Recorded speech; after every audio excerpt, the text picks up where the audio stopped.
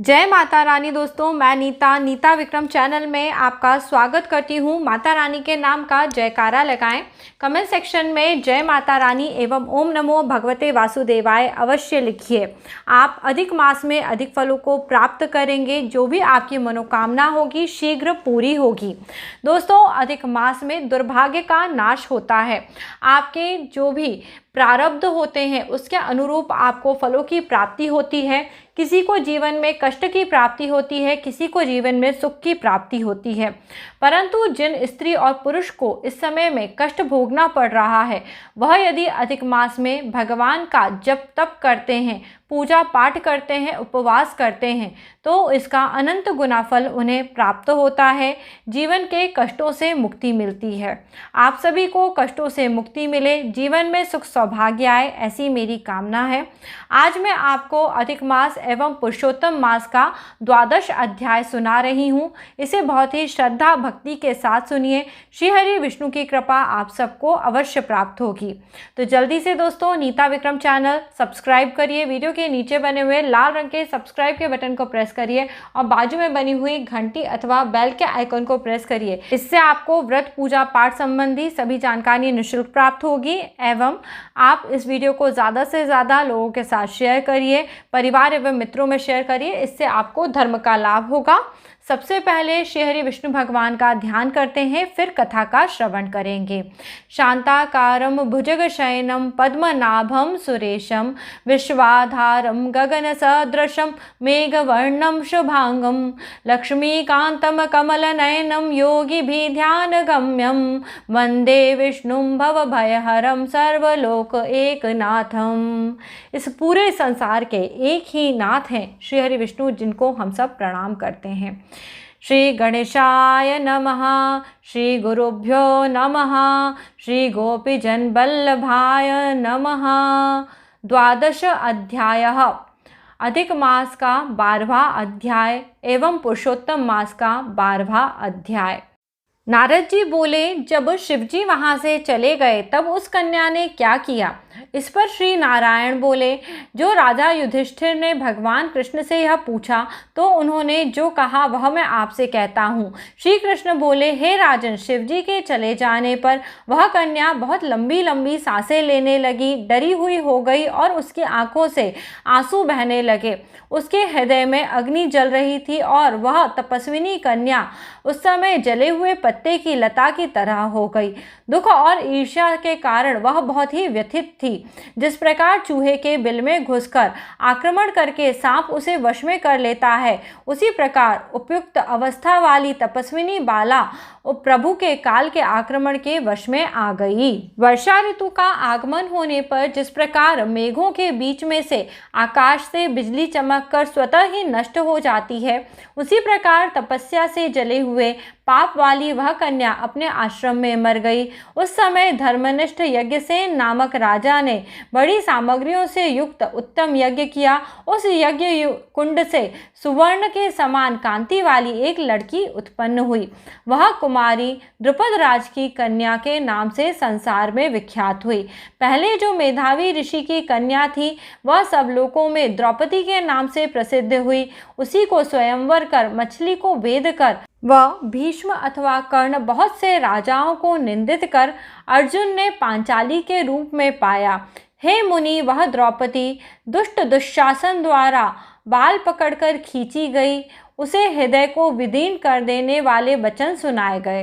पुरुषोत्तम मास की अवहेलना करने के कारण उसकी इस प्रकार उपेक्षा हुई। जब वह मेरे से स्नेह कर मेरा नाम बराबर लेने लगी, हे दामोदर, हे दया सिंधु, हे कृष्ण, हे जगतपते, हे रमानाथ, हे केशव, हे केशवसन, मेरे माता पिता, भाई, सहेलियां, बहिनें, बंधु, सभी इष्टपति इत्यादि कोई नहीं है। हे ऋषिकेश, आप ही मेरे सब कुछ हैं। हे गोविंद, हे गोपिका नाथ, हे दयानिधे, हे दया सिंधु, दुशासन के आक्रमण की गई आप मुझ पर अपनी कृपा करें। उसकी पुकार सुनकर पहले तो मैंने उसकी ओर ध्यान नहीं दिया, परंतु जब दुशासन के कारण उसने पुनः मेरा स्मरण किया तब गरुड़ पर चढ़कर मैं वहां पहुंचा। मैंने हे राजन उसे बहुत से वस्त्रों से परिपूर्ण कर दिया। सदा मुझसे स्नेह करने वाली, मैं ही जिसके प्राण हूँ, सदा मेरे भजन में परायण करने वाली मेरी अत्यंत प्रिय सखी मुझको प्राणों के समान होने पर भी पुरुषोत्तम मास की अवहेलना करने के कारण उसको उपेक्षा सहन करनी पड़ी। पुरुषोत्तम का तिरस्कार करने वालों का मैं पतन कर देता हूँ। यह पुरुषोत्तम मुनियों देवताओं में सेव्य है, फिर समस्त लोगों को इसको मानना चाहिए और इसकी सेवा करनी चाहिए। अतः अब आगामी पुरुषोत्तम मास की आप सभी आराधना करिएगा। 14 वर्ष संपूर्ण होने पर आप सबका कल्याण होगा। हे पांडुनंदन, जिन पुरुषों ने द्रौपदी के बालों को खींचते हुए देखा है, हे महाराज, उन सभी लोगों के साथ मैं प्रतिशोध अवश्य लूँगा। दुर्योधन आदि राजाओं को यमराज के भवन में पहुंचाऊंगा और इसी तरह सभी तरह के शत्रुओं का नाश कर दूंगा। ऐसा करने पर आप राजा होंगे।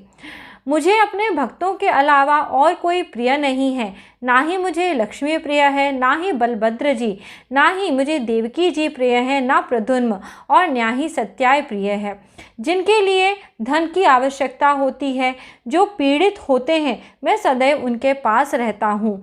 हे पांडव, उनके समान मेरा अन्य कोई शत्रु नहीं है। उनके अपराधों को मैं यमराज को दे देता हूँ। उन दुष्टों को दंड देने के लिए मेरे से देखने योग्य नहीं है। श्री नारायण बोले, श्री कृष्ण पांडुपुत्र युधिष्ठिर की द्रौपदी जी को समझाकर द्वारका जाने की इच्छा से कहा, हे राजन, अब हम द्वारका जाएंगे। अब हमें वहां जाके बड़े भाई बलदेव जी, हमारी माता देवकी जी एवं सभी लोगों के साथ और रुक्मिणी के साथ भी मिलना है।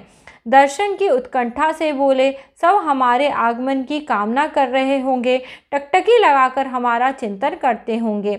श्री नारायण कहने लगे, देवेश श्री कृष्ण के गमन को जानकर पांडुपुत्र किसी प्रकार गदगद कंठ से बोले, जिस प्रकार जल में रहने वालों को जीवन जल ही होता है, उसी प्रकार आप ही हम लोगों का जीवन है। हे जनार्दन, थोड़े ही दिन बाद फिर दर्शन दीजिएगा। पांडवों को श्री हरि एवं तीनों लोकों में दूसरा और कोई नहीं है। इस प्रकार सामने ही सब लोग कहते हैं, अतः हम लोग हमेशा आप हमारी रक्षा करें। हे जगदीश्वर, हे सर्वव्यापी, हमें भूलिएगा नहीं। हम लोग चित्तरूपी भ्रमरों में जीवन आपके चरण कमलों में ही है। आप ही हमारे आधार हैं, इसलिए आपको बार बार सब प्रार्थना करते हैं।